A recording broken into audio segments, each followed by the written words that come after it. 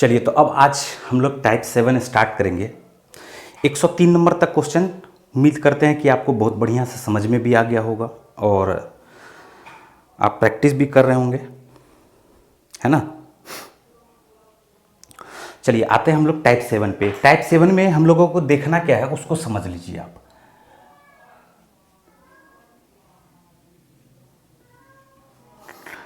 हीरे का मूल्य उसके भार के वर्ग के समानुपात है। इस तरह का क्वेश्चन बहुत बार पूछा गया है किसी भी एग्जाम में। तो हीरे का मूल्य उसके भार के वर्ग के समानुपात है, डायरेक्टली प्रोपोर्शनल उसके वेट के स्क्वायर के है, ना कि वेट के। ठीक है, 10 ग्राम हीरे का मूल्य 1600 रुपया है। ठीक, 104 नंबर का ये क्वेश्चन है, इसको समझना है ध्यान से। 10 ग्राम का एक हीरा है जिसका रेट दिया हुआ है 1600 रुपया, लेकिन हमने क्या कहा, या हमने नहीं कहा, क्वेश्चन ने क्या कहा, क्वेश्चन ने कहा कि इसके वेट के स्क्वायर का डायरेक्टली प्रोपोर्शनल है। तो हम लोग इसको लिख सकते हैं कि 10 ग्राम का स्क्वायर क्या हो जाएगा, 100 ग्राम स्क्वायर। बोलो होगा क्या, और वो डायरेक्टली प्रोपोर्शनल किसके हो जाएगा, रुपया की।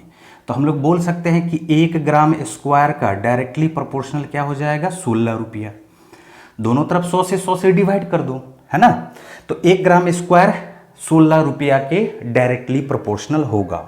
कहा क्या जा रहा है, इसके दो टुकड़ों, इसको दो टुकड़ों में बांटा गया। तो 10 ग्राम का टुकड़ा है, इसको 2:3 में बांटा गया। तो 10 ग्राम का टुकड़ा अगर 2:3 में बांटा जा रहा है तो 3 2 5 बराबर 10 के, तो हम लोग बोल सकते हैं 2 बराबर 4 ग्राम के और 3 बराबर 6 ग्राम के। बोल सकते हैं क्या। ठीक है, अब हमको करना क्या है, अब हमको क्वेश्चन में जो कहा जा रहा है वो कहा जा रहा है क्या, यदि 2:3 में बांट दिया जाए तो मूल्य में कुल कितना कमी आ जाएगी। ठीक है, तो यहां पर हमने बांट दिया 2:3 में। तो आप बताओ कि जो मूल्य होगा वो इसके भार के वर्ग के समानुपात होगा, विचरण करता है। तो 4 ग्राम का स्क्वायर क्या हो जाएगा, 16 ग्राम स्क्वायर, जबकि 6 ग्राम का स्क्वायर क्या हो जाएगा, 36 ग्राम स्क्वायर। बोलो होगा क्या। अगर आप गौर से देखोगे तो 16 ग्राम प्लस 36 ग्राम दोनों मिलकर के मात्र 52 ग्राम स्क्वायर बनाता है। बोलो बनाता है क्या। जबकि टोटल जो होना चाहिए वो क्या होना चाहिए, 100 ग्राम स्क्वायर होना चाहिए। पैसा जो है वो डायरेक्टली प्रोपोर्शनल किसके, इसके स्क्वायर की। अगर वेट का डायरेक्टली प्रोपोर्शनल होता तो फिर कोई फर्क नहीं पड़ता। कोई भी संख्या ले लो और उसको जितना ज़्यादा भाग में डिवाइड करो उसका स्क्वायर हमेशा कम आएगा। जैसे 10 ग्राम ही है, हम लोग एक एग्जाम्पल यहाँ पर 10 ग्राम पे ही देख रहे हैं। तो 10 ग्राम को अगर हम लोग 4 ग्राम और 6 ग्राम में लिखते हैं, स्क्वायर करो तो 10 का स्क्वायर क्या हो जाएगा, 100, 4 का स्क्वायर 16, 6 का स्क्वायर 36। तो आप क्या देख पा रहे हो कि ये हमेशा स्क्वायर ये छोटा ही आता है। अगर और इसको छोटा करते, जैसे 1 ग्राम कर देते, 3 ग्राम कर देते और 6 ग्राम कर देते, तो ये और भी छोटा हो जाएगा। देखो 1 का स्क्वायर 1, 3 का स्क्वायर 9, 6 का स्क्वायर 36। तो 36 प्लस 10 मिलके क्या हो जा रहा है, 46। देखो ये और भी छोटा होता चला गया। यहाँ पर 52 था और यहाँ पर क्या है, 46 है। तो जितना भाग में बांटोगे उसका स्क्वायर क्या होता चला जाएगा, हमेशा छोटा ही होता चला जाएगा। ठीक है, इसीलिए प्रॉब्लम आता है इस क्वेश्चन को सॉल्व करने में। खैर मैं आपको समझाता हूं, आप 100% इसको समझ जाएंगे। इसको समझने का कोशिश करो और इस टाइप का सारा क्वेश्चन हम लोग टाइप 7 में देख लेंगे। ठीक है, तो देखो यहां पर क्या है, होना क्या चाहिए था, 100 ग्राम स्क्वायर, हो कितना रहा है, 52 ग्राम स्क्वायर। तो कमी कितना का आया, आप बताओ। 100 ग्राम स्क्वायर से 52 ग्राम स्क्वायर, कमी कितना का आ गया, तो कमी आ गया 48 ग्राम स्क्वायर का, 48 ग्राम स्क्वायर का। चूंकि पैसा डायरेक्टली प्रोपोर्शनल है, मूल्य डायरेक्टली प्रोपोर्शनल है, तो जितना कमी आएगा उतना ही डायरेक्टली प्रोपोर्शनल क्या हो जाएगा, कम हो जाएगा। जिस तरह से हम लोग देख पा रहे कि 1 ग्राम स्क्वायर का 16 रुपया है, तो 48 ग्राम स्क्वायर का कितना कम होना चाहिए, 48 गुना 16 कम होना चाहिए।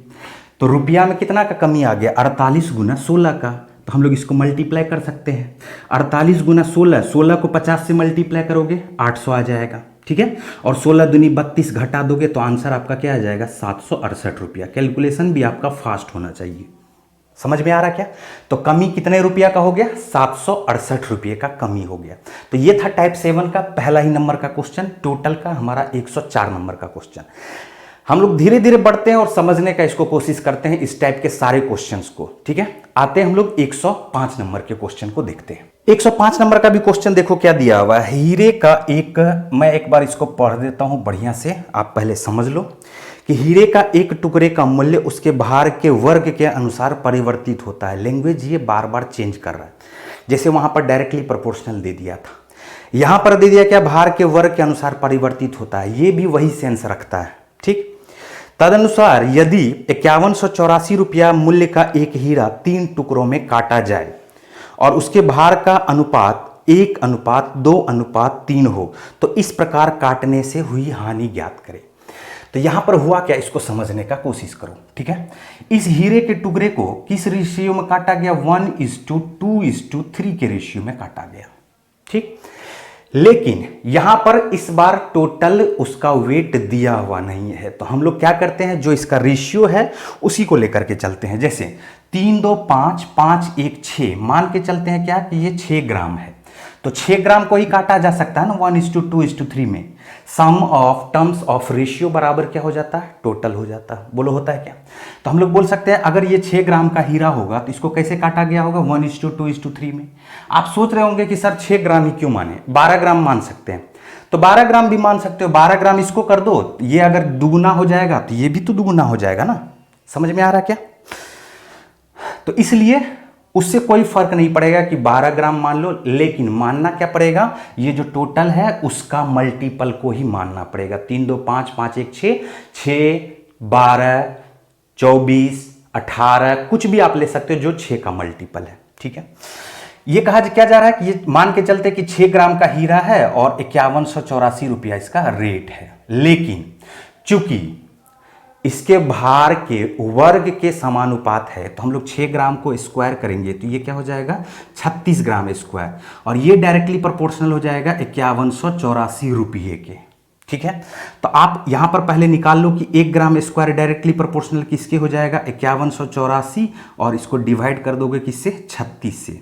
आपको पता होना चाहिए कि 5184 72 का स्क्वायर होता है, 72 का स्क्वायर होता है। अगर हम लोग यहाँ पर 72 गुना 72 करेंगे तो 36 से काटेंगे एक 72 को तो 2 बचेगा। बोलो बचेगा क्या, और एक 72 यहाँ पर बचा हुआ। अरे इसको 72 गुना 72 करते हैं 5184 आता है, एक 72 को अगर 36 से काटेंगे तो 2 आएगा, तो 72 को 2 से डिवाइड 2 से मल्टीप्लाई करेंगे तो ये आ जाएगा 144 रुपया। 72 दूनी 144, यानी हम लोग बोल सकते हैं 1 ग्राम स्क्वायर बराबर किसके हो जाएगा 144 रुपया के।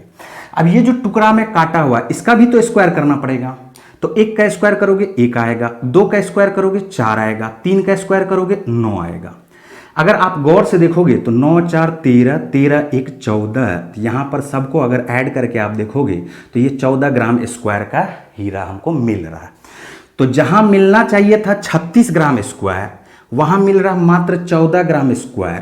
तो हम लोग बोल सकते हैं कमी कितना का हुआ, कमी कितना का हुआ, तो 36 में से 14 को माइनस करेंगे तो 22 ग्राम स्क्वायर का कमी हो गया।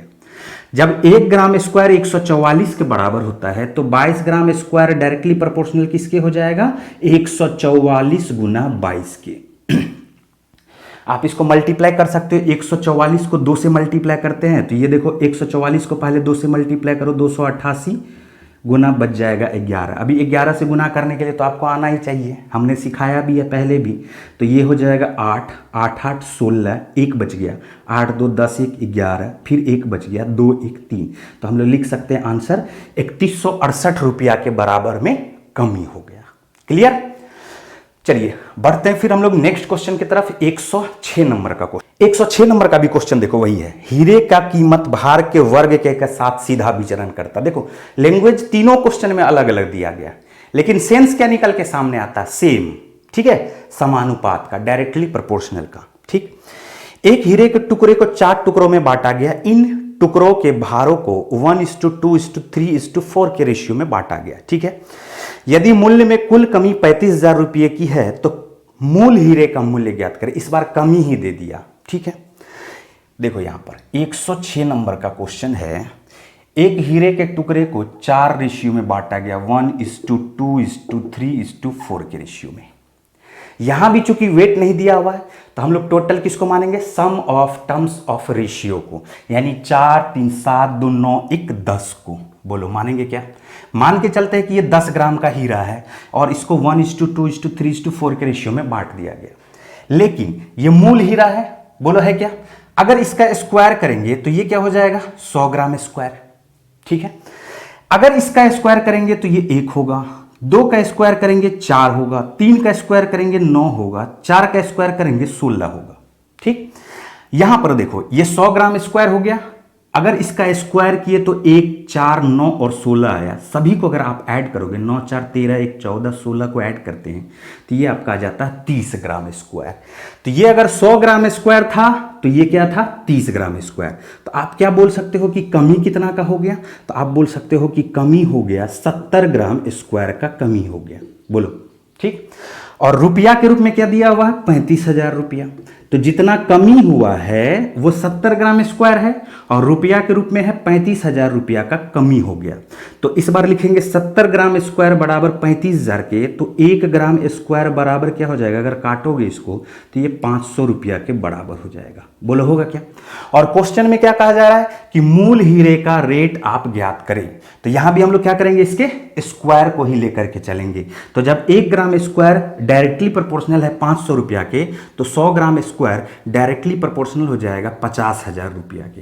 बोलो होगा क्या? और यही हमारा क्या हो जाएगा, आंसर भी हो जाएगा। क्लियर? चलिए, उम्मीद करते हैं कि ये भी क्वेश्चन अब आपको क्लियर समझ में आ गया होगा और इस तरह का अब सारा क्वेश्चन आपसे बन जाना चाहिए। चलिए फिर भी हम लोग कुछ और क्वेश्चन देखते हैं। 107 नंबर का भी आप क्वेश्चन यहां पर देखो। एक हीरा के 3 हिस्सों में टूट गया। अब तीनों हिस्सों के वजन का अनुपात 2:3:4 है। हीरे की कीमत इसके वजन के वर्ग के अनुक्रमानुपाती है। फिर से देखो यहां पर लैंग्वेज चेंज किया, अनुक्रमानुपाती, समानुपाती, सीधा विचरण, ठीक है। ये सब क्या है, एक ही चीज है, ठीक। तो इस बार क्या कहा जा रहा है कि 52,000 रुपये का नुकसान हुआ। फिर से कमी के बारे में ही बात किया। तो हीरे का मूल कीमत क्या था? ठीक है, मैं एक बार फिर से इसको समझा देता हूं, ध्यान से समझना। 107 नंबर का क्वेश्चन है, 2:3:4 के रेशियो में इसको बांट दिया गया। तो यहां पर फिर से हम लोग क्या करेंगे, मूल हीरा क्या मानेंगे, 4, 3, 7, 2, 9 यूनिट, ठीक है। अगर इसका स्क्वायर करोगे तो ये आ जाएगा 81, 2 का स्क्वायर करोगे 4, 3 का स्क्वायर करोगे 9, 4 का स्क्वायर करोगे 16। तो 4 + 9, 4 + 9 13 + 16 मिलके हो जाएगा आपका 29। बोलो होगा क्या? तो कितना ग्राम का कमी आ गया? यहां पर अगर आप गौर से देखोगे तो ये 52 ग्राम स्क्वायर का कमी आ गया। बोलो, 81 ग्राम स्क्वायर में से 29 ग्राम स्क्वायर को घटाओगे तो आएगा 52 ग्राम स्क्वायर, और क्वेश्चन में दिया हुआ 52,000 रुपया के बराबर है ये। तो हम लोग बोल सकते हैं 52 ग्राम स्क्वायर 52,000 रुपया के बराबर है। तो मूल हीरे का कीमत 81 ग्राम स्क्वायर 81,000 रुपया के बराबर होगा। बोलो होगा क्या? तो देखो अब कितना आसानी से ये क्वेश्चन सॉल्व हो पा रहा है, जरा सा भी टाइम नहीं लग पा रहा है, ठीक है। उम्मीद करते हैं कि ये क्वेश्चन भी अब आपको समझ में आ गया होगा। बढ़ते फिर हम लोग नेक्स्ट क्वेश्चन देखो, 108 नंबर का क्वेश्चन। क्वेश्चन सेम ही है लेकिन इसको थोड़ा सा अलग ढंग से कहा गया, ठीक है। क्वेश्चन कहा जा रहा क्या कि प्लाईबोर्ड की कीमत उसके वजन के वर्ग के अनुक्रमानुपाती है। प्लाईबोर्ड 3 भागों में टूट जाता है, ठीक है, जिसके वजन का रेशियो 9:2:1 है। यदि प्लाईबोर्ड 7:3:2 के अनुपात में टूटा होता तो 448 रुपया का अतिरिक्त एक्स्ट्रा लॉस होता, ठीक। तो प्लाईबोर्ड की वास्तविक कीमत क्या थी? देखो बहुत आसान क्वेश्चन है, फिर से समझना इसको। क्वेश्चन में क्या कहा गया, पहले ये टूटा ऐसे, 108 नंबर का ये क्वेश्चन है।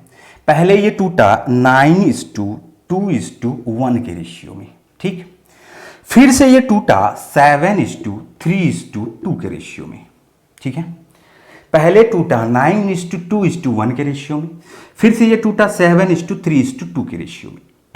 अगर आप यहां पर ऊपर नीचे सम ऑफ टर्म्स ऑफ रेशियो करते हो, यहां भी सम ऑफ टर्म्स ऑफ रेशियो करते हो, तो ये चेक करना पड़ेगा कि ये सम ऑफ टर्म्स ऑफ रेशियो, ये सम ऑफ टर्म्स ऑफ रेशियो, ये दोनों इक्वल है या नहीं।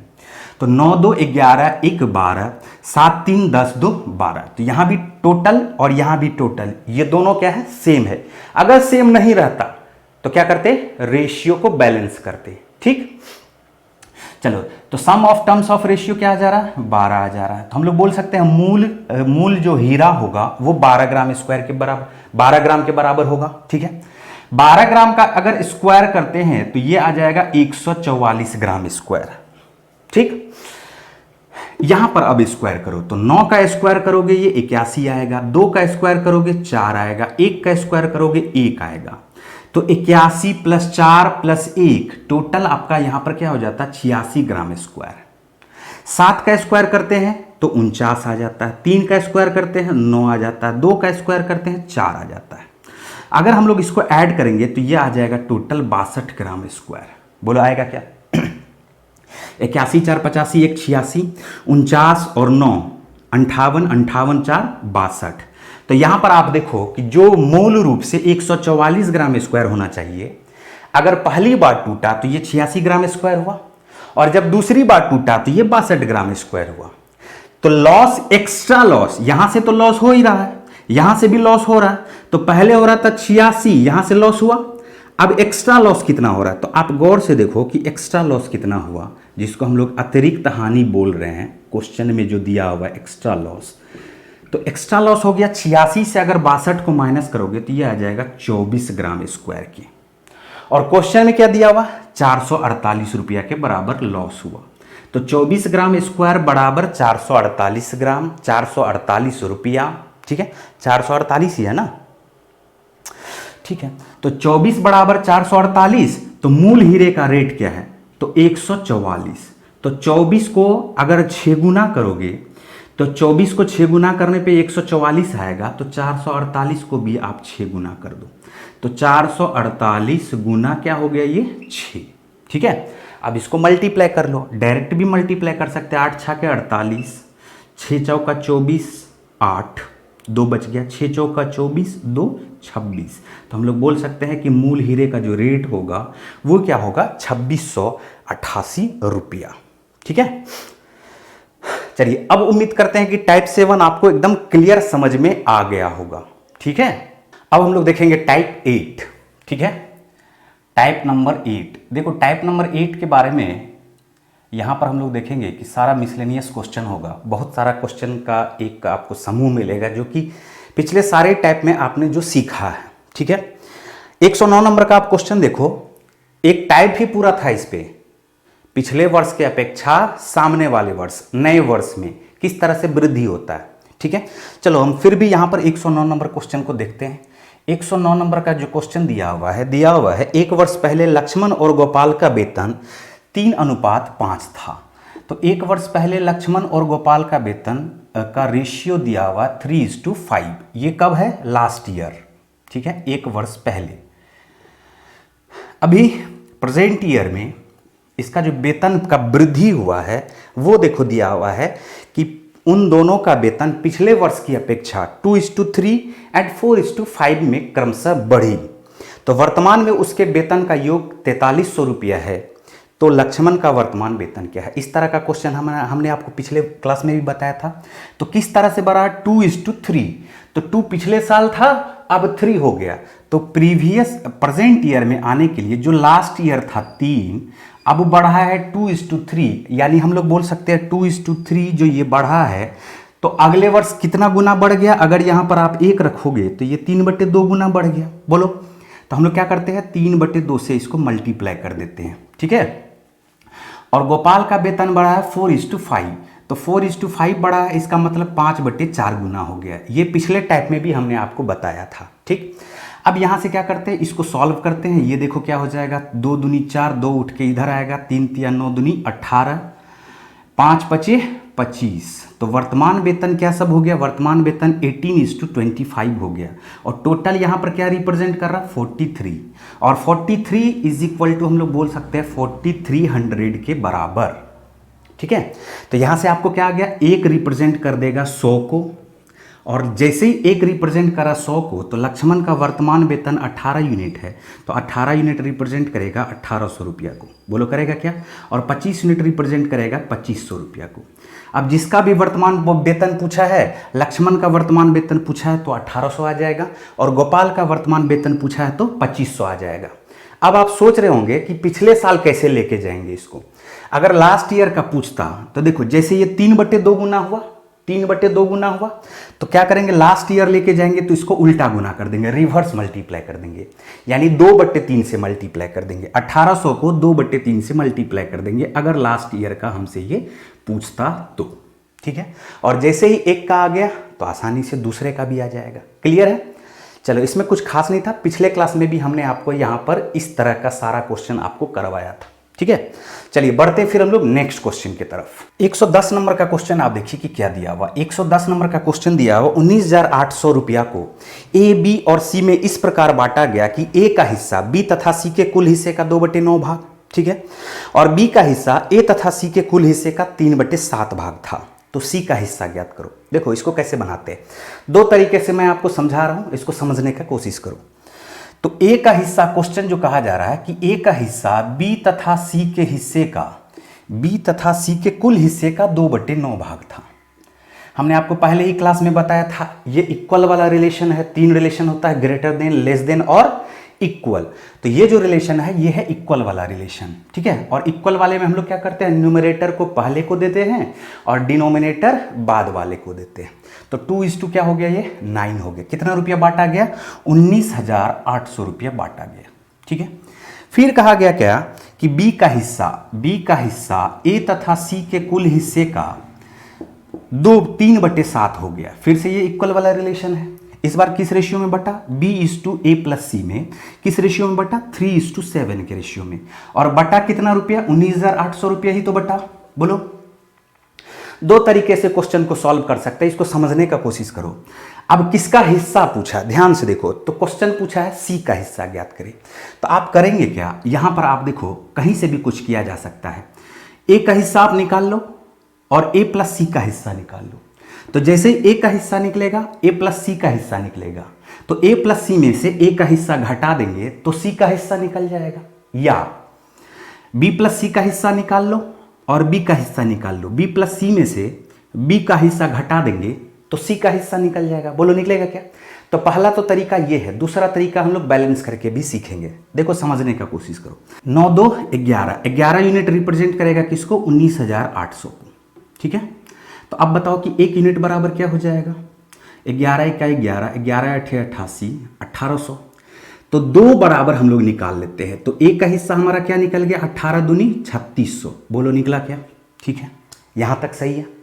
ए का हिस्सा निकल गया हमारा 3600। 7 3 10 यूनिट रिप्रेजेंट अभी किसको करेगा, 19,800 को करेगा, ठीक है। तो 1 यूनिट बराबर हमारा क्या हो जाएगा, 1980। तो हम लोग A+C का हिस्सा अभी निकाल लेते हैं। तो 7 यूनिट बराबर क्या हो जाएगा, 7 गुना 1980। अब सॉल्व करने के लिए आपको आना चाहिए। कैसे, ये 2000 से 20 कम है, 2000 से 20 कम है। तो 2000 को 7 से मल्टीप्लाई करोगे तो आएगा 7 दूनी 14,000 माइनस 20 कम है तो 20 सते 140। तो हम लोग बोल सकते हैं इसको, ये 14,000 से 140 कम है। बोलो, बोल सकते हैं कि नहीं बोल सकते? अब 14,000 में से जैसे ही हम लोग इसको माइनस करेंगे तो ये आ जाएगा 12,860। बोलो आएगा क्या? तो अब ये आया 12,860, किसका हिस्सा आया, A+C का, ठीक। और ए का हिस्सा क्या आया हुआ है, 3,600। तो 12,860 में से अगर 3,600 को 12,000 ही आया ना, 12,200 को अगर घटाते हैं, 200 को घटाएंगे तो ये आ जाएगा, सॉरी एक सेकेंड, 200 को अगर घटाते हैं, देखो ध्यान से, 14,000 में से अगर 200 को घटाते हैं तो ये हो जाएगा हमारा 13,800, ठीक। और 13,800 यहाँ पर तो हमने 200 को घटाया था, 60 ज़्यादा है तो ये हमारा 13,860 होगा, ना कि 12,000, सॉरी, ठीक है। अब 13,860 में से जैसे ही 3600 को माइनस करेंगे तो बताओ कि सी का हिस्सा निकलेगा क्या, A+C का हिस्सा 13,860 और उसमें से ए का हिस्सा को माइनस करेंगे तो ये आ जाएगा आपका 10,260 रुपया। यही हमारा क्या हो जाएगा, आंसर हो जाएगा। ये तो था हमारा पहला तरीका। दूसरा तरीका पे थोड़ा सा गौर करो। दूसरा तरीका क्या है, इतना तो समझ में आपको आ गया, ठीक है। दूसरा तरीका पे थोड़ा सा गौर करो, बैलेंस करके कैसे सॉल्व करते हैं। आप सोचो कि 19,800 रुपया को ही बांटा जा रहा है A+B+C में, और यहां भी 19,800 को ही बांटा जा रहा है A+B+C में। तो A+B+C का हिस्सा, A+B+C का हिस्सा दोनों तो सेम ही होगा ना। तो यहां पे बोल रहा है ये 11 यूनिट है और यहां बोल रहा है ये 10 यूनिट है। तो 11 यूनिट 10 यूनिट, तो हम लोग क्या करेंगे, दोनों को बैलेंस करेंगे। 11 में कर दो आप 10 से मल्टीप्लाई और 10 में कर दो आप किससे मल्टीप्लाई, 11 से मल्टीप्लाई। ठीक है, अब आप क्या करो, अलग अलग कर लो, ए बी और सी। ध्यान से देखना, ए का हिस्सा क्या हो गया, 10 दूनी 20, बोलो हो गया क्या। बी का हिस्सा हो गया 11 तिया 33। ठीक है, और टोटल जब 110 है तो 110 में से 53 जैसे ही माइनस करेंगे तो सी का हिस्सा हो जाएगा 57। बोलो होगा। तो टोटल हमारा ये हो चुका है 110 यूनिट। अभी 110 यूनिट रिप्रेजेंट करेगा 19,800 को, तो 11 बराबर 1980, तो 11 इक्का 11, 11 अट्ठे 88, 180। ठीक, अब सी का हिस्सा निकालना है, तो सी का हिस्सा 57 यूनिट है, तो 57 यूनिट बराबर क्या हो जाएगा, 57 गुना 180। बोलो होगा क्या।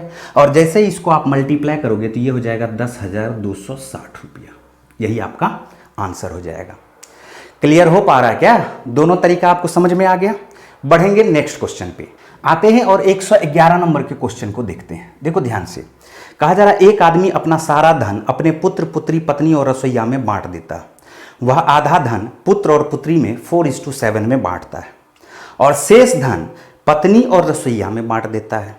यदि पत्नी को मिलने वाला धन पुत्री के धन का दुगुना हो तो रसोइया को यदि 5,000 रुपया मिल रहा है तो उस आदमी के पास कुल कितना धन था। ठीक है, एक आदमी के पास टोटल धन था। ठीक है, उसमें आधा धन क्या करता है, पुत्र एवं पुत्री को बांट देता है। किस रेशियो में बांट देता है, 4:3 के रेशियो में। अब यहां पर गौर से देखने वाली बात है, बचा हुआ क्या है, बचा हुआ आधा धन है, और आधा धन को बांटता है किसमें, वाइफ और कुक में। ठीक है, अपने पत्नी में और रसोइये में बांटता है। अब यहां पर थोड़ा सा सोचो, वाइफ को जो मिल रहा है वो मिल रहा है डॉटर का दुगुना। डॉटर का क्या मिल रहा है, दुगुना। अगर डॉटर को 3 यूनिट मिल रहा होगा तो डॉटर का दुगुना हम लोग क्या लिख सकते हैं, वाइफ को 6 यूनिट। सोचना थोड़ा, यदि आधा धन 7 है, आधा धन 7 है तो बचा हुआ आधा धन भी 7 ही होगा। बोलो, यदि आधा धन 7 यूनिट है तो बचा हुआ आधा धन भी 7 यूनिट ही होगा, और 7 यूनिट में 6 यूनिट किसको दे चुका है, ये वाइफ को। तो 6 यूनिट जब 7 यूनिट में दे चुका है तो बताओ कि कुक को कितना देगा, 1 यूनिट देगा। बोलो दिया क्या। तो यहां पर आधा धन है 7 और आधा धन है 7, तो 7 मिलके उस आदमी के पास कितना धन होगा, 14 यूनिट। बोलो होगा क्या। और कुक को यदि वह 5,000 दे रहा है तो 1 यूनिट अगर रिप्रेजेंट करेगा 5,000 रुपया को, तो कुल धन उसके पास क्या था, 14, और 14 यूनिट रिप्रेजेंट करेगा 14 पंचे 70,000 रुपया को। बोलो हो गया क्या। तो उस आदमी के पास कुल कितना धन था, 70,000 रुपया। कहानी खत्म। आया समझ में। बढ़ेंगे नेक्स्ट क्वेश्चन पे। 112 नंबर का जो क्वेश्चन है, ये क्वेश्चन अब आप खुद से बनाओगे। ठीक है, 112 नंबर का क्वेश्चन ये आप खुद से बनाओगे। उम्मीद करते हैं कि 112 नंबर का क्वेश्चन अब बहुत आसानी से आपसे बन जाएगा। ठीक है, बढ़ते हम लोग 113 नंबर के क्वेश्चन को देखते हैं। ठीक है, 113 नंबर का क्वेश्चन देखो कि क्या दिया हुआ। कहा जा रहा है कि 14,400 रुपया को ABCD में इस प्रकार बांटिए कि ए तथा बी को मिलाकर सी तथा डी का 3/2 गुना मिले। 3/2 गुना मिले। ए तथा बी को सी तथा डी का 3/2 गुना मिलना चाहिए। ठीक, उसके बाद कहा जा रहा है कि बी को सी से 4 गुना मिलता है। बी को सी से 4 गुना मिलता है। यदि सी को 1 यूनिट मिलेगा तो बी को कितना यूनिट मिलेगा, 4 यूनिट मिलेगा।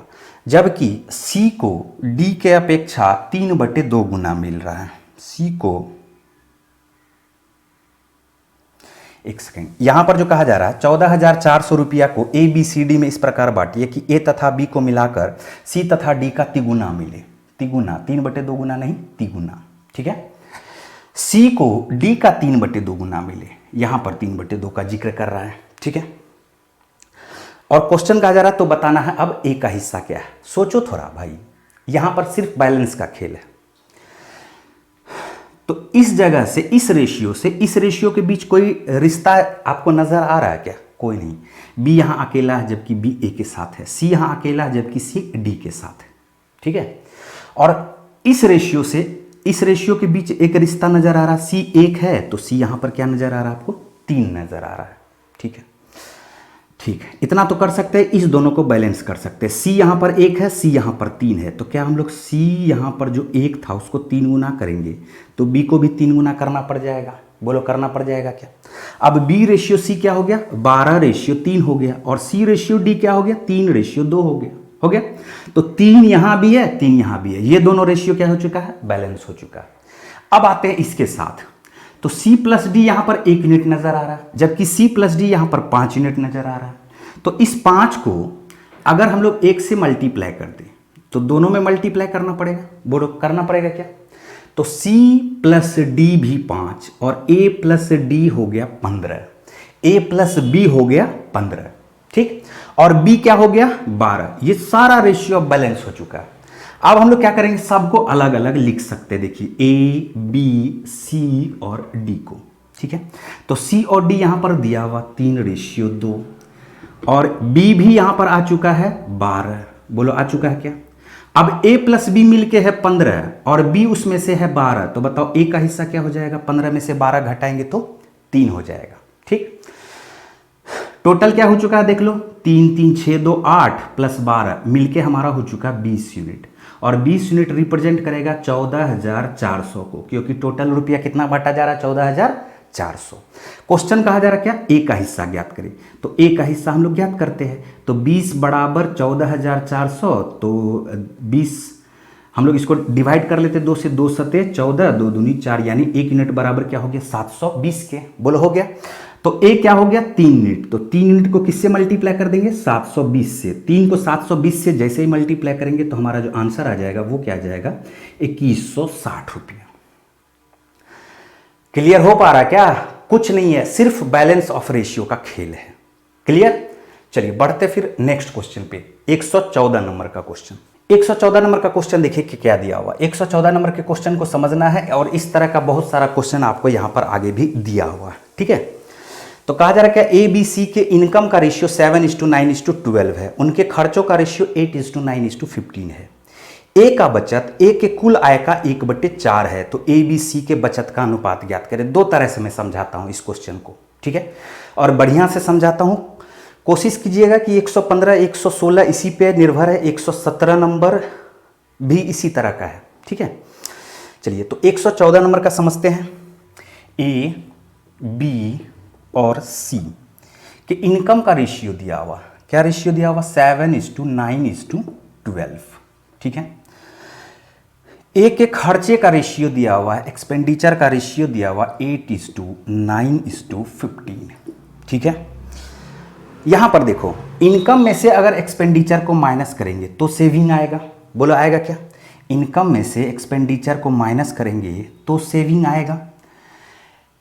दो तरह से मैं समझाता हूं, समझने का कोशिश करना। हम लोग मान के चलते हैं कि इनकम इसका 7x है, तो जब 7x ए का होगा तो 9x बी का होगा और 12x सी का होगा। एक्सपेंडिचर मान के चलते हैं कि 8y है, तो इसका 9y होगा और ये 15y होगा। बोलो होगा क्या? ठीक है, समझने का कोशिश करो। तो कहा क्या जा रहा है कि इनकम में से अगर एक्सपेंडिचर को घटाएंगे, यानी 7x माइनस अगर 8x करेंगे, ठीक है, 7x माइनस 8y करेंगे, तो ये इनकम का 1/4 है इसका सेविंग। तो अगर 7x का 1/4 करेंगे, बताओ खुद से सोचो, 7x का अगर 1/4 करेंगे तो 1/4 करेंगे तो सेविंग आएगा। बोलो आएगा क्या? तो 1/4 अगर करेंगे तो सेविंग आएगा, तो बताओ कि एक्सपेंडिचर क्या होगा? 3/4 होगा। अरे 1/4 अगर सेविंग निकाल दो तो बचेगा 3/4 ना। तो 7x का अगर हम लोग 3/4 कर दे तो क्या ये इसका एक्सपेंडिचर निकल जाएगा क्या? 7x का 1/4, 7x का अगर 1/4 है सेविंग, तो 7x का 3/4 होगा 8y, बराबर हम लोग कर देते 8y, तो हो गया 21x बराबर 32y के। तो x और y का जो रेशियो आ गया वो क्या आ गया? 32:21 आ गया। कुछ नहीं करना है, x के जगह पे आपको 32 रख देना है, x के जगह पे 32 रख देना है, x के जगह पे 32 रख देना है, और y की जगह पे आपको 21 रख देना है। बस कुछ नहीं करना है, कहानी खत्म हो गया, ठीक है। तो 7x यानी 7 गुना 32 में से 8 गुना 21 घटा देना है, ठीक है।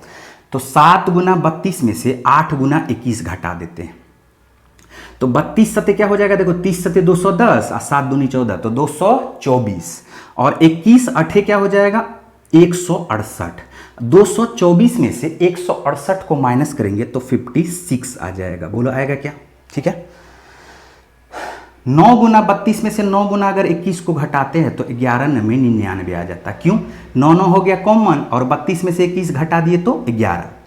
तो 11 गुना 9 99 और 12 गुना 32 में से 15 गुना 21 घटा दो तो 12 गुना 32 में से 15 गुना 21 घटा दो। ऐसा भी आप कर सकते हो, देखो यहां पर 3 कॉमन ले लो, यहां भी 3 कॉमन ले सकते हैं। तो 3 कॉमन लोगे तो 32 गुना 4 बचेगा और 32 गुना 4 होता है 128 और 3 यहां पर कॉमन लोगे तो 21 गुना 5 होता है 105। तो 128 में से 105 घटाओगे तो बचा क्या 23 और 3 कॉमन था तो 23 दिया 69। तो इसका रेशियो जो आ गया वो क्या आ गया 56 रेशियो 99 रेशियो 69। बोलो क्लियर हो पा रहा क्या? उम्मीद करते हैं कि इस तरह का क्वेश्चन अब आपको समझ में आ गया कि x और y जब हम लोग लगाते हैं तो। और भी मैं क्वेश्चन इस पे करवाता हूं, टेंशन नहीं लेना, ठीक है। देखो अब ध्यान से दूसरा तरीका थोड़ा सा देख लेते हैं। अब दूसरा तरीका बैलेंस का बहुत आसान है, ये A, B और C कहा जा रहा है क्या, इसका इनकम का रेशियो है 7:9:12, ठीक है, जबकि इसका एक्सपेंडिचर का रेशियो है 8:9:15। रिलेशन किसका दिया? ए का दिया। तो हम लोग ऐसा करते हैं, ये इनकम है ये एक्सपेंडिचर है, पहले दोनों को इक्वल कर लेते हैं। तो जब इसमें 8 से मल्टीप्लाई करेंगे तो इसमें किससे मल्टीप्लाई करना पड़ेगा 7 से। पहले इक्वल कर लो, देखो तो अभी 8 से सब में मल्टीप्लाई करना पड़ जाएगा और इधर 7 से मल्टीप्लाई किया है तो 7 से सब में मल्टीप्लाई करना पड़ जाएगा। बोलो तो ये हो गया 56 और ये भी हो गया 56। इनकम का 1/4 है सेविंग, तो जब इनकम का 1/4 है सेविंग तो इनकम का 3/4 होगा इसका एक्सपेंडिचर। बोलो होगा क्या? ठीक है। तो इनकम का 3/4 हम लोग ऐसा करते हैं, अगर इसको 4 से गुना कर दे तो ये 56 गुना 4 हो गया और 56 गुना 4 का 3/4 करेंगे तो 56 गुना 3 हो जाएगा। बोलो होगा क्या? बैलेंस हो गया। 56 गुना 4 को अगर 56 गुना 3 से देखोगे दोनों का रिलेशन तो वो क्या है 3/4 है।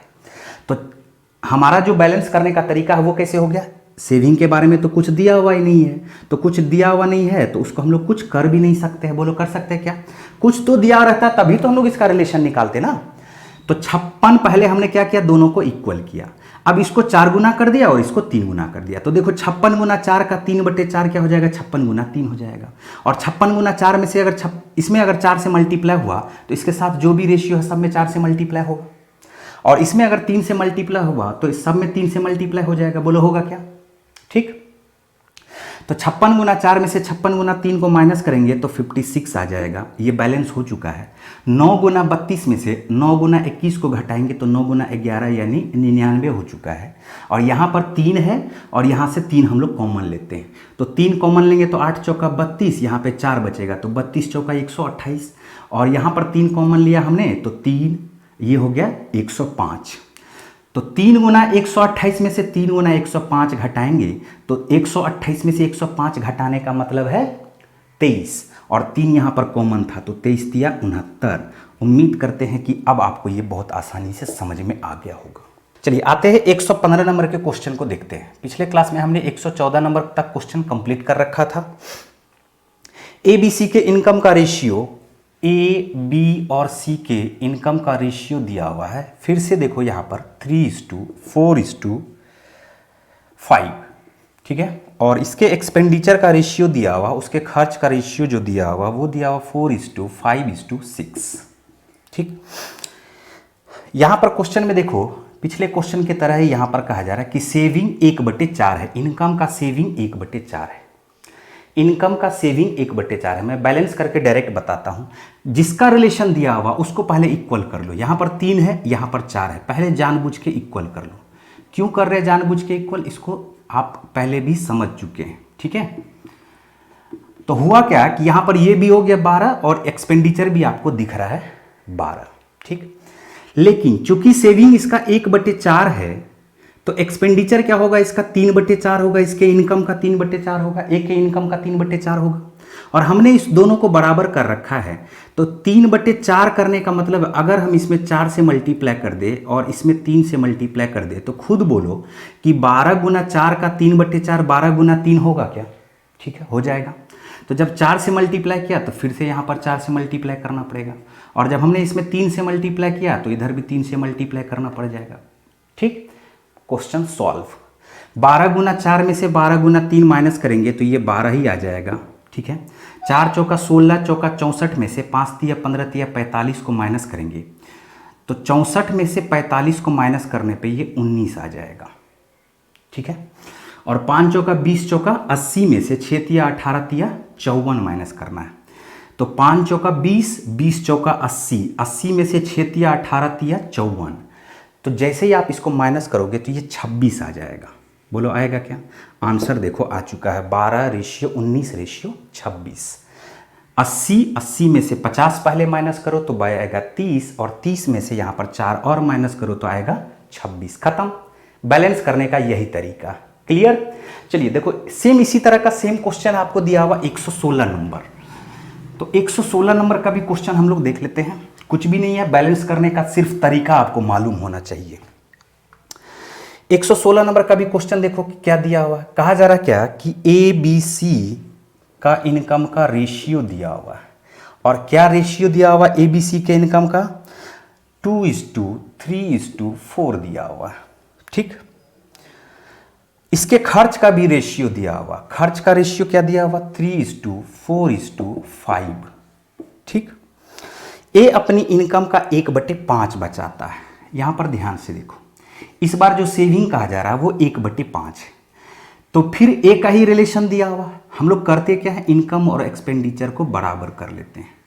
तो 2 में 3 से मल्टीप्लाई कर दो, 3 में 2 से मल्टीप्लाई कर दो। जैसे ही 3 से मल्टीप्लाई होगा तो इसके साथ जो भी रेशियो है सब में 3 से मल्टीप्लाई होगा, और इसमें जैसे ही 2 से मल्टीप्लाई करेंगे तो इस दोनों में भी 2 से मल्टीप्लाई हो जाएगा।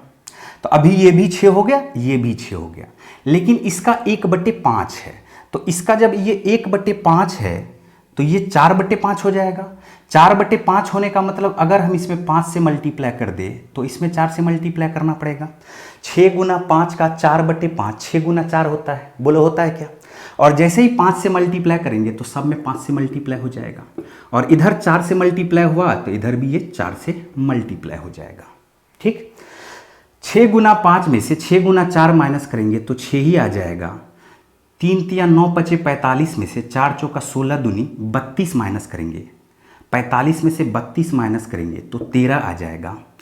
4 तिया 12 पंचे 60 में से, या 5 को आप कॉमन ले लो, 5 को कॉमन ले लो तो 4 तिया 12 में से 8 को माइनस करेंगे 4, तो 5 गुना 4 20। आंसर आपका आ गया 6:13:20 सेविंग का रेशियो।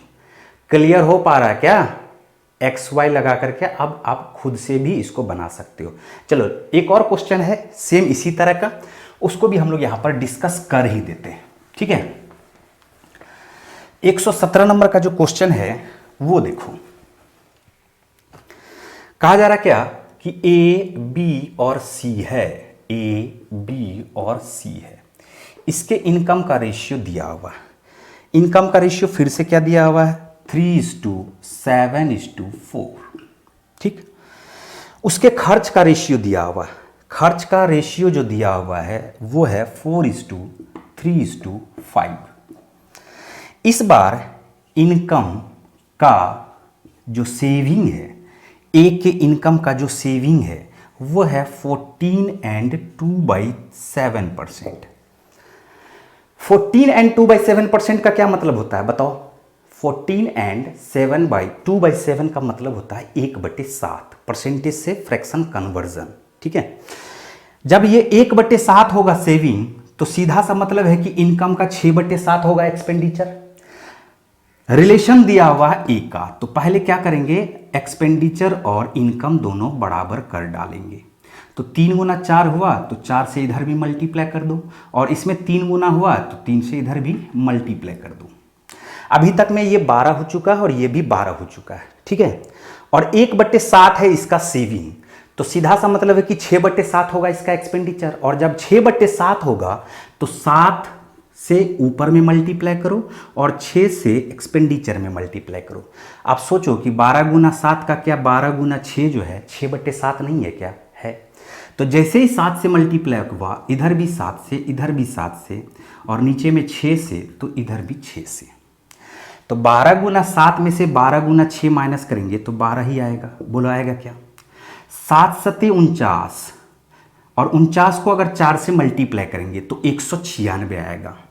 7 सते 49, 49 चौका 196, 3 तिया 9, 9 छाके 54, तो 196 में से 54 को माइनस करेंगे तो 196 में से 54 को माइनस करेंगे तो 142 आएगा। बोलो आएगा क्या? ठीक है, चलो 196 में से 54 को माइनस करेंगे, 6 तिया 18 तिया 54, तो देखो यहाँ पर ये आ जाएगा क्या 142। ठीक है, 4 चौका 16, 16 सते 112, 16 16 सते 112, 5 तिया 15, 15 छाके 90, 112 में से 90 को माइनस करेंगे तो 32 आएगा। अब इसको थोड़ा सा छोटा कर दो, ये 6 हो जाएगा और ये 71 हो जाएगा और ये 16 हो जाएगा। आंसर क्या आ गया? 6:71:16। यही हमारा आंसर हो जाएगा। ठीक, क्लियर हुआ क्या? अब उम्मीद करते हैं कि इस तरह का सारा क्वेश्चन आप बहुत आसानी से बना लोगे। चलिए बढ़ते हैं फिर हम लोग 118 नंबर के क्वेश्चन को देखते हैं। 118 नंबर का क्वेश्चन अब आपको खुद से बन जाना चाहिए। ठीक, तो 118 नंबर का क्वेश्चन देखो मैं यहां पर नहीं बताऊंगा, उम्मीद करते हैं कि अब आपसे ये जरूर बन जाएगा। चलो फिर भी मैं थोड़ा सा हिंट्स दे देता हूं, आप बना लोगे, आंसर आप निकालोगे। कहा जा रहा है क्या 118 नंबर का क्वेश्चन, 56,250 को ए बी सी में इस प्रकार बांटा गया कि ए को बी तथा सी का 1/2 मिले। ठीक है, और बी को ए तथा सी का 1/4 मिले। ठीक है, तो ए का हिस्सा बी से कितना अधिक है? ए का हिस्सा बी से कितना अधिक है? कुछ नहीं करना है, 56,250 यहां भी बांटा जा रहा है और 56,250 यहां भी बांटा जा रहा है, तो a प्लस बी प्लस सी और a प्लस बी प्लस सी दोनों मिलके तो इक्वल ही होगा। ये है 4 1 5 और ये है 2 1 3, तो ये 3 है, ये 5 यूनिट है। तो 3 में कर देना आपको 5 से मल्टीप्लाई और 5 में कर देना किससे? 3 से मल्टीप्लाई। अब सीधा सीधा क्या करो, a b c दोनों तीनों को अलग अलग लिख लेते हैं। तो a हो गया आपका 5, b हो गया 3, तो टोटल हुआ 8, जबकि 5 दिया 15 था, तो 15 में से 8 को माइनस करेंगे तो क्या होगा 7। अरे टोटल देखो ना, 3 5 15 था ना पूरा, यहाँ भी 5 दिया 15 था पूरा, तो 8 जैसे ही माइनस करेंगे तो सी का हिस्सा आ जाएगा 7। बोला आएगा क्या? अब क्या करेंगे, 5 3 8, 8 7 15, 15 यूनिट रिप्रेजेंट करेगा 56,250 को। आगे आप सॉल्व करोगे।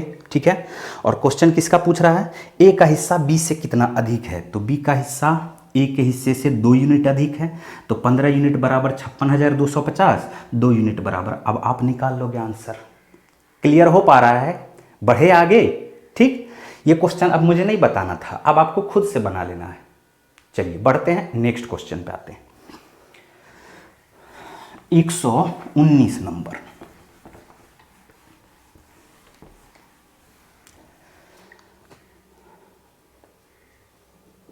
एक 119 नंबर का क्वेश्चन है, संपूर्ण पृथ्वी पर भूमि और पानी का रेशियो 1:2 है। उत्तरी गोलार्ध में यह अनुपात 3:4 है, तो दक्षिणी गोलार्ध में कितना होगा?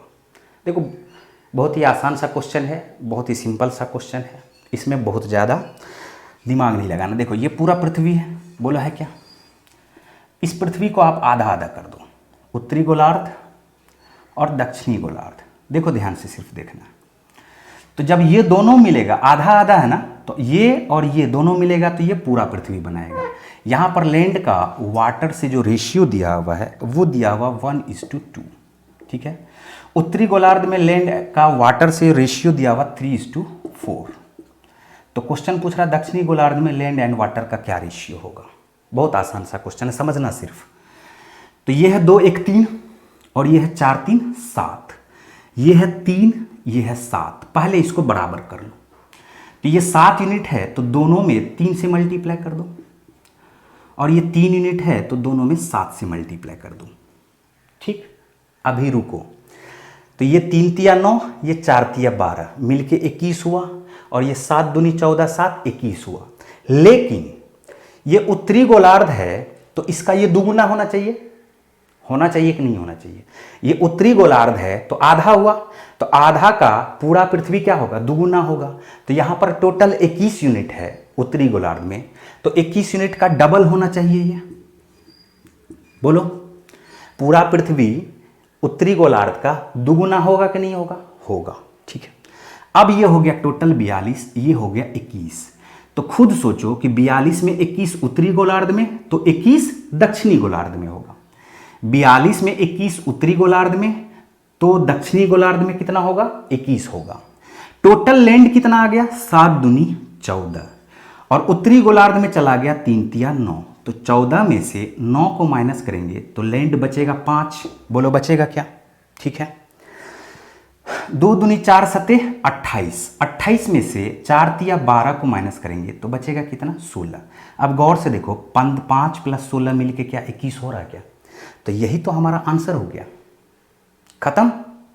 सेम इसी तरह का एक और क्वेश्चन है जो हम लोग आगे वाला क्वेश्चन हालांकि है, उसको भी पहले सॉल्व कर लेते हैं। ठीक है, देखो 122 नंबर का क्वेश्चन, पहले हम लोग 122 नंबर का क्वेश्चन देख लेते हैं। 119 के जस्ट बाद सेम इसी तरह का क्वेश्चन है 122 नंबर। ठीक है,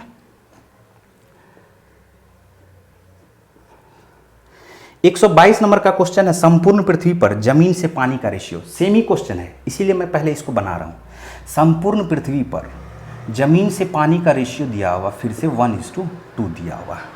कहा क्या जा रहा है कि उत्तरी गोलार्ध में, तो उत्तरी गोलार्ध तो इसका आधा होता है ना। बोलो, उत्तरी गोलार्ध क्या होता है? टोटल पृथ्वी का आधा होता है उत्तरी गोलार्ध। तो आधा किधर चला जाएगा? दक्षिणी गोलार्ध में। तो उत्तरी गोलार्ध में लैंड का वाटर से जो रेशियो दिया हुआ वो दिया हुआ 2:3। क्वेश्चन पूछ रहा है क्या दक्षिणी गोलार्ध में लैंड एंड वाटर का क्या रेशियो होगा। आप इसको बहुत तरह से बना सकते हैं। देखो हम लोग ऐसा करें, इसको 10 और 20 कर लें। 10 और 20 करेंगे तो ये टोटल मिलके क्या हो गया? 30। बोलो हो गया क्या? तो टोटल मिलके जब ये 30 हुआ तो 30 का आधा 15 होगा। इस 15 को हम लोग 2:3 में तोड़ सकते हैं क्या? तोड़ सकते हैं। 5 तिया 15, तो 2 तिया 6, 3 तिया 9। तो टोटल लैंड अगर 10 है और उसमें से लैंड अगर 6 है उत्तरी गोलार्ध में, तो बचा हुआ लैंड क्या है? 4। ठीक। टोटल वाटर अगर 20 है पृथ्वी पर, उत्तरी गोलार्ध में 9 चला गया, तो 20 में से 9 को माइनस करेंगे तो वाटर कितना आ जाएगा? 11। खत्म हो गया। बोलो इसमें कुछ था क्या? नहीं। अब आप सोच रहे होंगे सर आप बैलेंस करके क्यों नहीं बनाए? ये भी असल में बैलेंस का ही एक रूप है। हमने क्या देखा कि ये 30 है, 30 का आधा क्या 2:3 में टूट जा रहा है क्या? टूट जा रहा है। देखो बैलेंस करके अगर इसको बनाते तो कैसे बनाते, ध्यान से समझना। हो सकता है कि आपको यहाँ पे थोड़ा सा लग रहा हो कि बैलेंस करके सर नहीं बनाए हैं, तो थोड़ा सा मैं बैलेंस करके भी बता देता हूँ। कुछ नहीं है इसमें। ये क्या है? 3 और ये क्या है? 5। तो हम लोग ऐसा करते हैं, पहले दोनों को बराबर कर लेते हैं। तो 5 तिया 15, इसको 5 से मल्टीप्लाई कर दो। कुछ नहीं, तो ये भी 15 हो गया, ये भी आपका 15 हो गया और ये भी 15 हो गया। लेकिन आपको पता है कि उत्तरी गोलार्ध का ये दुगुना होगा, तो इसमें 2 से मल्टीप्लाई कर दो, बस खत्म हो गया। देख लो, देखो 5 दूनी 10, टोटल लैंड कितना है? 10। 10 में से लैंड 6 घटा देते हैं तो लैंड 4 बचता है। 5 दूनी 10 दूनी 20, 20 में से 9 घटा देते हैं तो 11 बचता। आंसर हो गया 4:11। क्लियर हो पा रहा है क्या? चलिए बढ़ते फिर नेक्स्ट क्वेश्चन पे आते हैं। 120 नंबर का क्वेश्चन देखो। 119 नंबर के बाद 120 नंबर का, 122 नंबर का हमने आपको बता दिया अभी। ABC एक जगह नाश्ता करने के लिए मिलते हैं। A के पास 6 रोटी है, A के पास 6 रोटी है, ठीक है। B के पास 4 रोटी है। रोटी है, समझना ध्यान से, रुपया नहीं है, रोटी है। और C के पास रोटी नहीं है, लेकिन तीनों बराबर खाता है। तीनों क्या होता है? बराबर खाता है। तो उसके एवज में C क्या करता है? 6 रुपया देता है इस दोनों को। ठीक, सोचना थोड़ा सा है। टोटल रोटी कितना? 6 4 10। और जब तीनों बराबर खाएगा तो 10 का 1/3 करोगे तो 10/3 कौन खाएगा? A खाएगा। 10/3 खाएगा B, ठीक है। तो 10/3 C भी तो खाएगा ना। बोलो अरे 6 4 10 रोटी टोटल था, उसमें 10/3 ए खाया, उसमें 10/3 बी खाया, तो उसमें 10/3 कौन खाएगा? सी खाएगा। ठीक है, अब सोचना ऐसे है, देखो ध्यान से, ए बी, सी को दिया कितना, ए सी को कितना दिया और बी सी को कितना दिया, तो जिस रेशियो में रोटी दिया होगा उसी रेशियो में पैसा बांट देंगे, बात खत्म। देखो, तो ए के पास था 6 रोटी, 6 में से 10/3 घटा दो, तो जैसे ही 6 में से 10/3 घटाओगे, देखो 6 तिया 18, 18 में से 10 जाएगा तो 8/3 रोटी। कौन दिया ए को? ए दिया सी को 8/3 रोटी। तो जैसे ही ए दिया सी को 8/3 रोटी, तो बी देगा सी को 2/3 रोटी, तभी तो 10/3 हुआ ना। या 4 तिया 12, 12 में से 10 घटेगा तो 2/3। तो आपको पता चल गया कि किस रेशियो में रोटी दिया गया, 8/3, 2/3।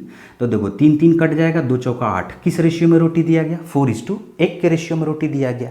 और जिस रेशियो में रोटी दिया उसी रेशियो में क्या करेंगे हम लोग? पैसा को भी बांट देंगे।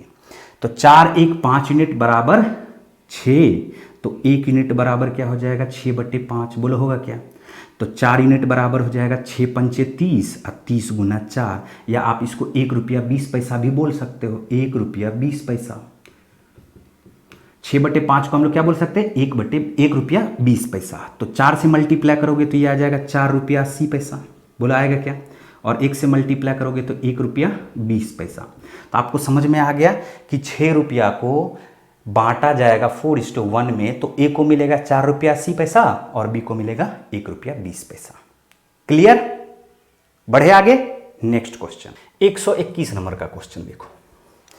एक आदमी ए बी तथा सी को 3 2 और 4 के रेशियो में धन देता है। ठीक है, ये तीनों प्राप्त धन को x तथा y में 1:2, 1:3 एंड 1:4 में बांट देता है। यदि सी वाई को 320 रुपया दिया तो ए एक्स को कितना धन दिया? बहुत आसान क्वेश्चन है, देखो ध्यान से। पहले तो ए बी और सी को धन कितना मिला? किस रेशियो में मिला? 3:2:4 के रेशियो में मिला। बोलो, अब ए क्या करता है? एक्स वाई को बांटता है।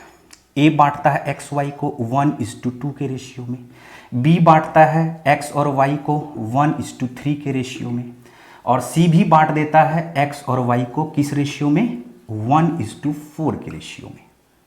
ठीक है, करते क्या है? ध्यान से समझना।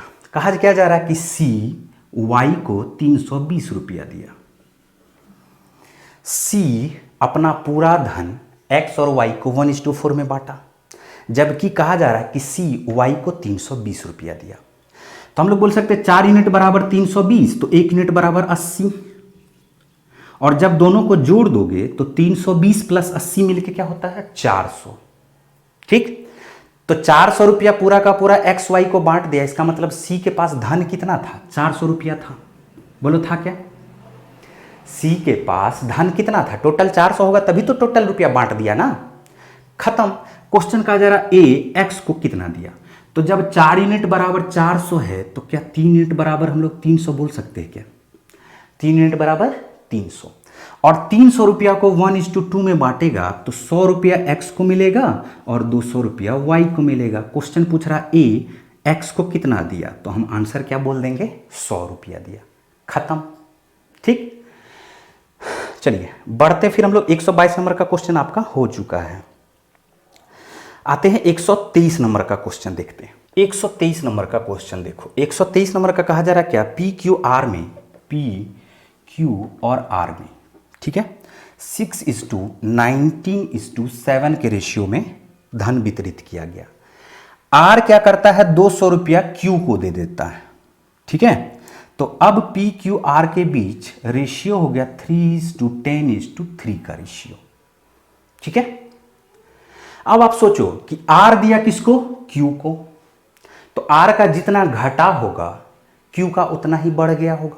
सिंपल सा लॉजिक। आर का जितना घटा होगा क्यू का उतना ही बढ़ गया होगा, लेकिन पी का तो कांस्टेंट रहेगा ना। पी का कांस्टेंट रहेगा। बोलो रहेगा क्या? तो पी है अगर 6 यूनिट तो पी यहां पर है 3 यूनिट। बताओ, दोनों को बराबर करना है तो क्या 2 से मल्टीप्लाई करना पड़ेगा क्या? तो जैसे ही 2 से मल्टीप्लाई करते हैं तो ये भी 6, यहां भी फिर से पी 6। तो तो इधर भी 2 से मल्टीप्लाई करना पड़ेगा और इधर भी 2 से मल्टीप्लाई करना पड़ेगा। अब देखो यहाँ पर, तो P 6 था, P 6 था, 6 है अभी भी। Q 19 था तो 20 हो गया, 1 यूनिट बढ़ गया।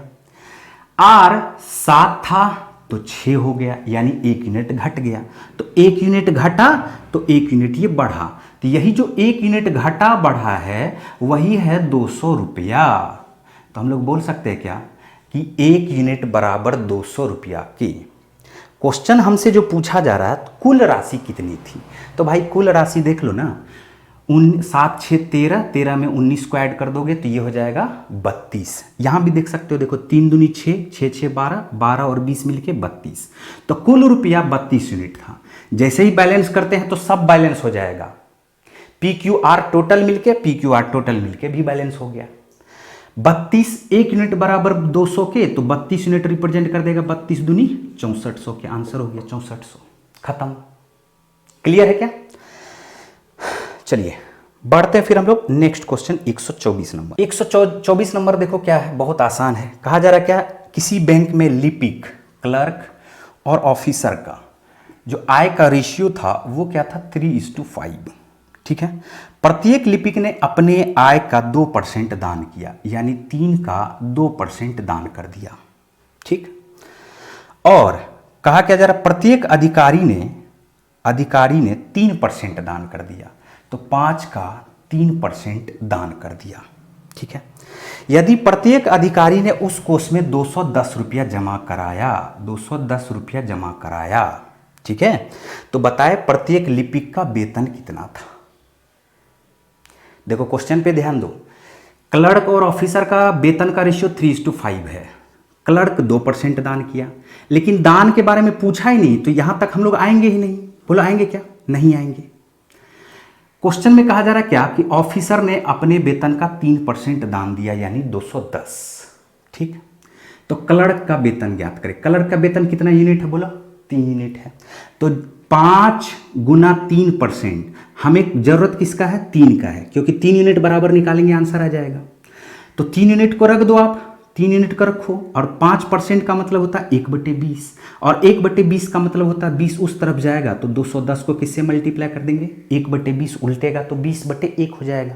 और 3 यूनिट बराबर हमारा आंसर देखो 21 दूनी 4200 रुपया, यानी क्लर्क का जो वेतन है वो क्या हो गया, 4200। खत्म। इससे ज्यादा कुछ करने की जरूरत नहीं है।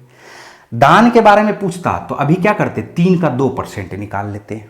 5 गुना 3% बराबर 210, तो 3 का 2% यानी 6% बराबर निकाल लेते। ये 15% है, तो ये 6% बराबर क्या होगा, दान के बारे में अगर पूछता तो। क्लियर? चलिए बढ़ते फिर हम लोग नेक्स्ट क्वेश्चन की तरफ। 125 नंबर का क्वेश्चन देखो क्या दिया हुआ है। कहा जा रहा है किसी कारखाने में एक व्यक्ति द्वारा उत्पादन किया 33.1/2% दूसरे व्यक्ति द्वारा किए गए उत्पादन का 50% के बराबर है। यदि दूसरा व्यक्ति 1500 वस्तु बनाता है तो पहला व्यक्ति कितना % बनाता है। हम लोग ऐसा कितना वस्तु बनाता है, हम लोग ऐसा करते हैं, पहला व्यक्ति ए मान लेते, दूसरा व्यक्ति बी मान लेते हैं। तो ए के द्वारा बनाया गया 33.1/3% को क्या हम लोग 1/3 बोल सकते हैं क्या, और बी के द्वारा 50% यानी 1/2, ये दोनों क्या है, बराबर है। ठीक। तो A/3 बराबर B/2, तो आप बताओ कि ए और बी का रेशियो क्या हो गया, 3:2 हो गया। ये हमने पहले क्लास में बताया था रेशियो कैसे बैठाते हैं।